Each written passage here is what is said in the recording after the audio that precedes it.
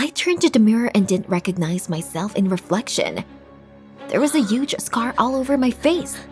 It was convex and vile. I was a real freak, so no guy could like me.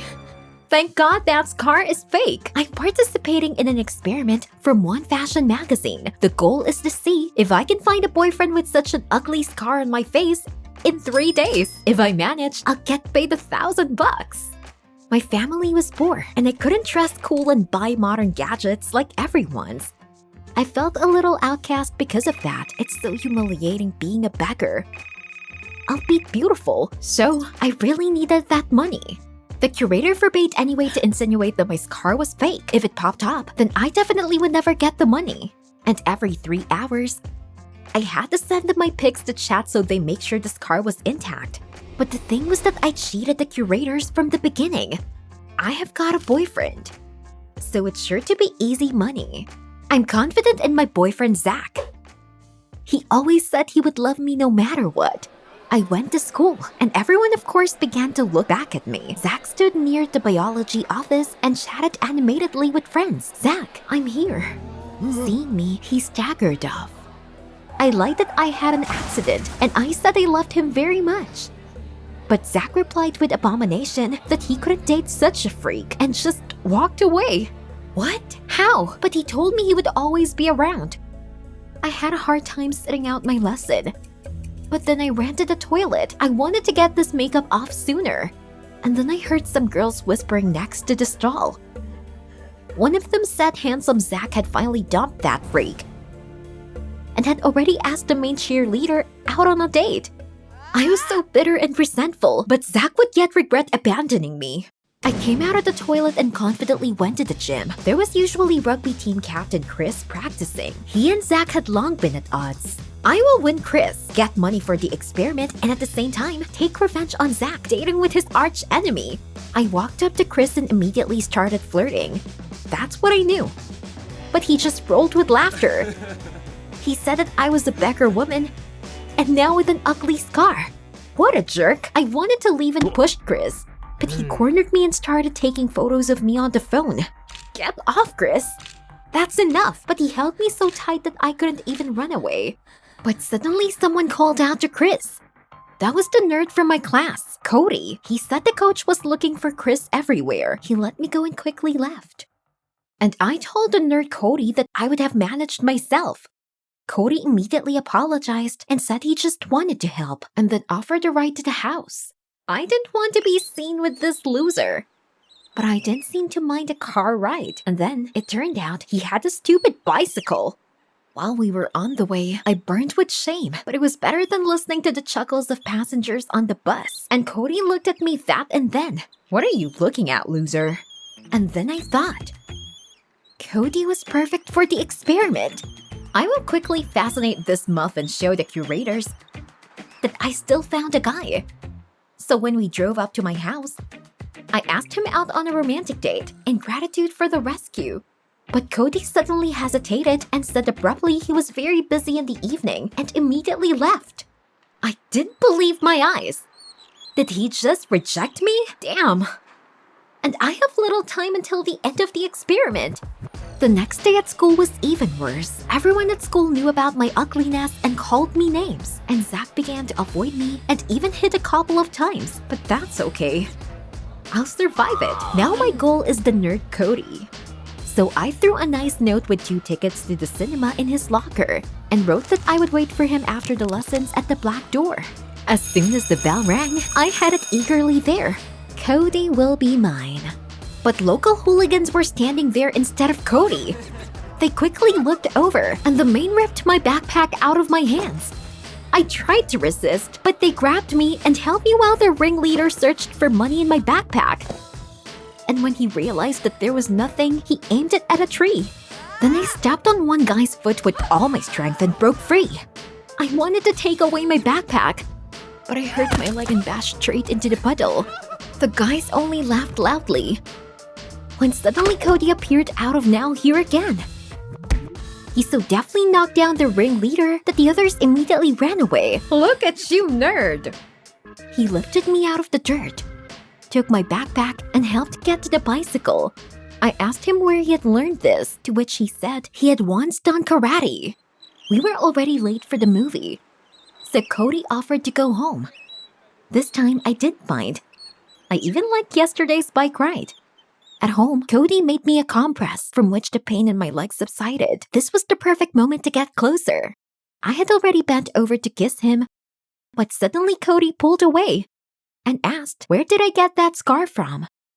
Was he dumping me again? And then Cody looked at me with sympathy and admitted that he understood what it was like to have a defect on the body. Like no one else. What are you about? At this point, Cody unbuttoned his shirt and showed me a huge, ugly scar on his chest. I hadn't seen such in my life. It turned out that as a child, Cody underwent severe heart surgery, but the scar never went away. He was constantly bullied, and because of this, he even neglected his favorite occupation, swimming. Now he even did go to the beach so as not to undress. I suddenly became so embarrassed. I had only been scarred for 2 days, but I was really sick of the jeers, and the scar was fake, all for money. But for Cody, this was a real problem. At this moment, I received a reminder from the curator. Hurry up, there are only 2 days left.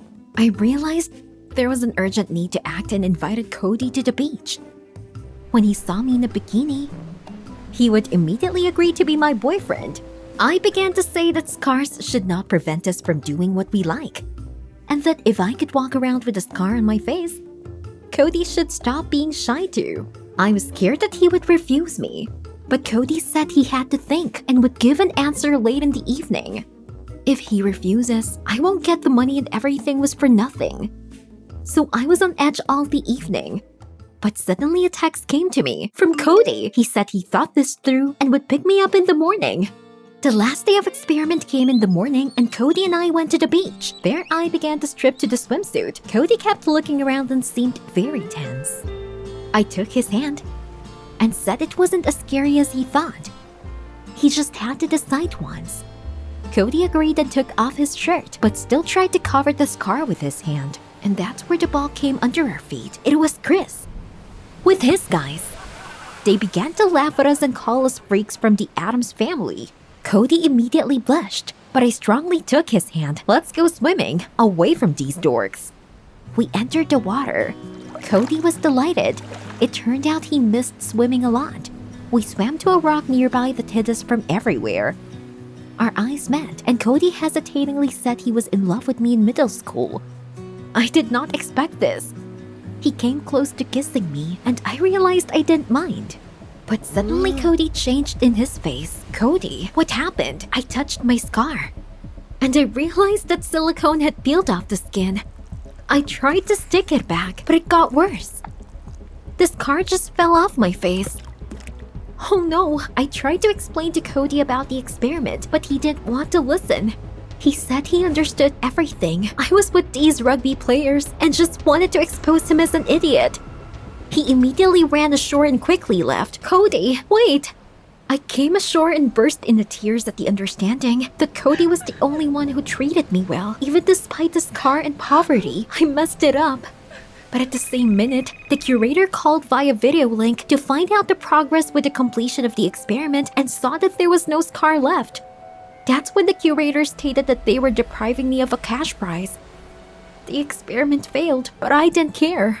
I cried for an hour and then headed home.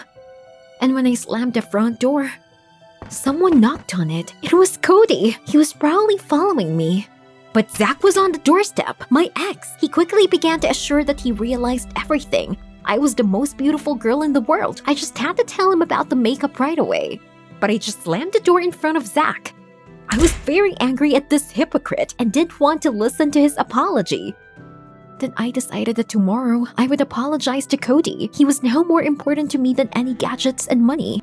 In the morning, at school, I started looking for Cody. He sat in the dining room. I sat down nearby and started apologizing. It was all a terrible mistake, but Cody ignored me and headed for the exit. I didn't know what to do.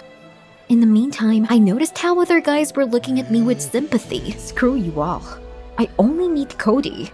Then I climbed on the table, called him loudly, and in front of everyone admitted that he was the best person I had ever met.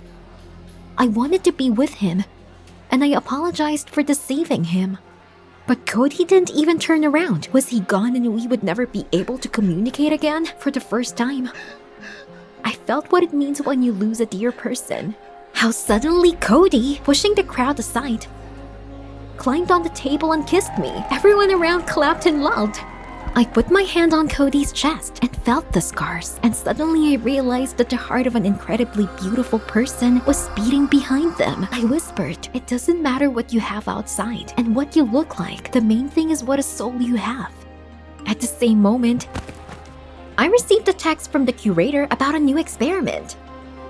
I need to spend a year in a relationship without quarrels. I agreed and thought, what if Cody and I could live like this all our life?